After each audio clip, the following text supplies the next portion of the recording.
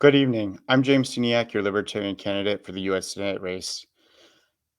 I've been up since 4:30 because there is an important message today that Washington has sent you and your home, as well as Todd Young.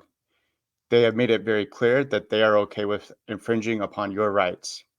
The Second Amendment is being weakened as we speak, and it's being whittled away and continues to be an issue that Washington politicians do not stand strong on. Before we begin too far into that, I've been up since 4:30, so we've been doing a lot of work behind the scenes.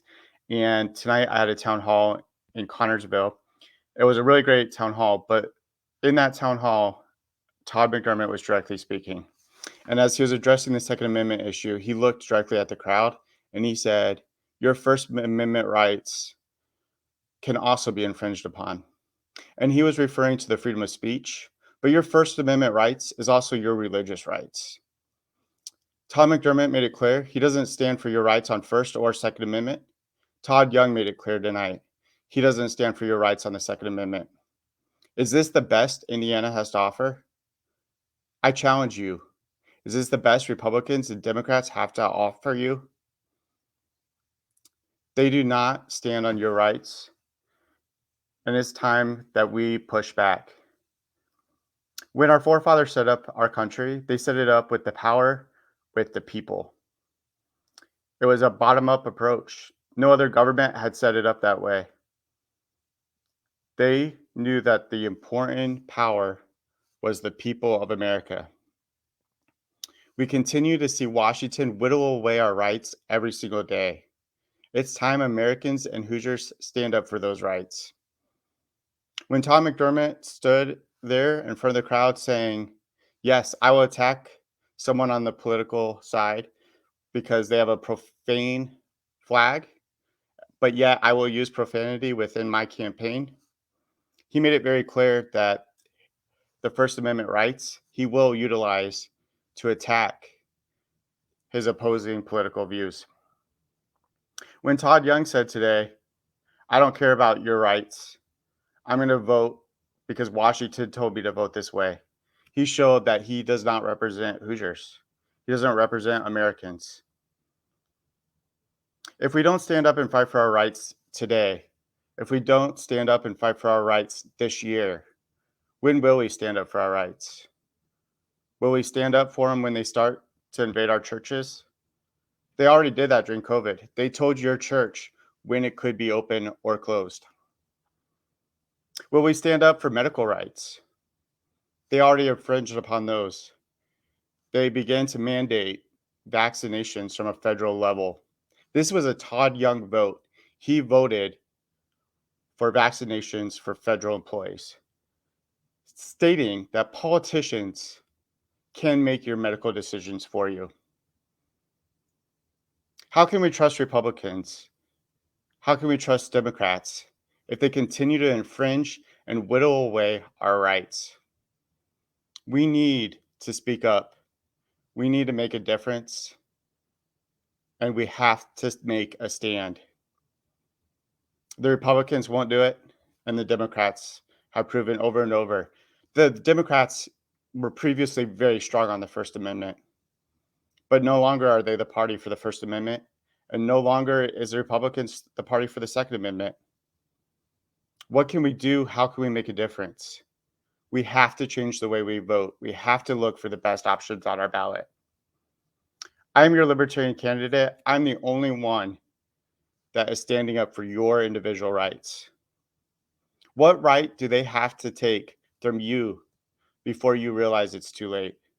Before you realize that your sons and daughters will not grow up in a free country? When they don't have the choice to make the medical decisions that are best for them? When they don't have the choice to defend themselves from a predator that's invading their home, to protect their home and their property? When will you realize that your sons and daughters will not have the freedom of speech to state their beliefs publicly? This is happening in very real time. It's happening today. Todd Young, 30 minutes ago, made it clear he does not stand for your rights. Tom McDermott at the town hall tonight stated he does not protect your First Amendment rights. This is a little bit more solemn than most of my videos. I usually try to be optimistic with solutions, but I'm disappointed. I'm disappointed in Washington. I'm disappointed in our Republican friends.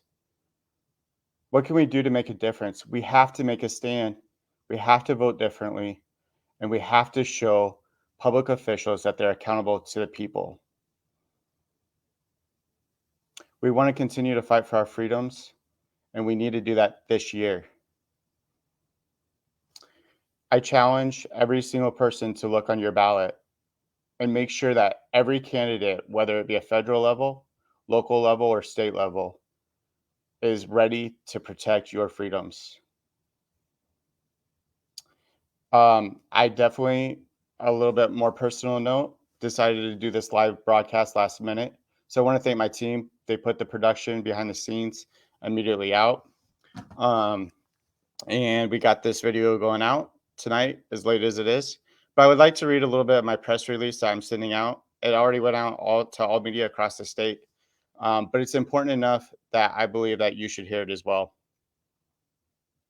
Today, we see another attempt from Republican Todd Young in Washington, D.C., whittling down the rights of Americans across the United States of America. The Bipartisan Safer Communities Act, which Young voted Tuesday to pass on the Senate floor, is nothing more than political theater utilizing emotions to infringe on your God-given rights. Our right to self-protection, including freedom from tyranny, is something Washington will continue to whittle until it becomes so thin it will be easily snapped by an overbearing government that has already shown no interest in your right to self-preservation and self-defense. A portion of this bill does address mental health crises. Violent acts, such as what we saw in Texas, are committed by those who are not mentally stable nor healthy. We could address these same issues with a bill that does not seek further interference on American Second Amendment rights. Politicians will hide behind something that is indeed good to continue to weaken American rights. This is political theater. The age of consent and adulthood continues to be an issue for Washington, except when it requires sending your sons and daughters off to war. Washington sees no issues in sending recruiters to your child's school with promises of glory and monetary gain while minimizing the real risk of death, PTSD, and lack of support re-entering civilian life. If Washington continues to call 18-year-olds adults who are ready for war, then they must also protect the rights of those same adults, including the Second Amendment. This bill does the opposite with inconsistencies that whittle the rights of all Americans. In addition to targeting the rights of young adults, it also targets those in relationships with criminal offenders. This is another way to attack the rights of adults. The lack of a clear definition of relationship is concerning. The bill will be utilized to remove guns from Americans without due process. Furthermore, if this bill has been in place previously, the part of the bill that addresses guns would not have prevented school shootings. Washington will continue to whittle your rights in the name of safety, using emotional issues to further an intrusive agenda. We all want to protect our children and our future generations. We can do this without also taking the rights of Americans with empty, do-nothing promises. Todd Young has shown he does not represent his constituents, nor our constitutional rights. If we continue to give Washington a pass, our rights will become thin and meaningless.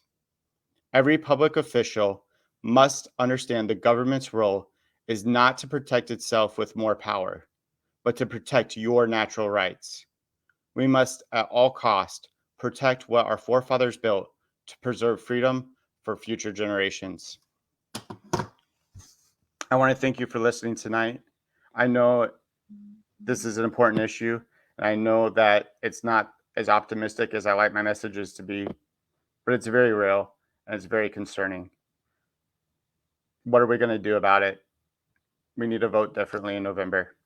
I appreciate you listening in tonight, and thank you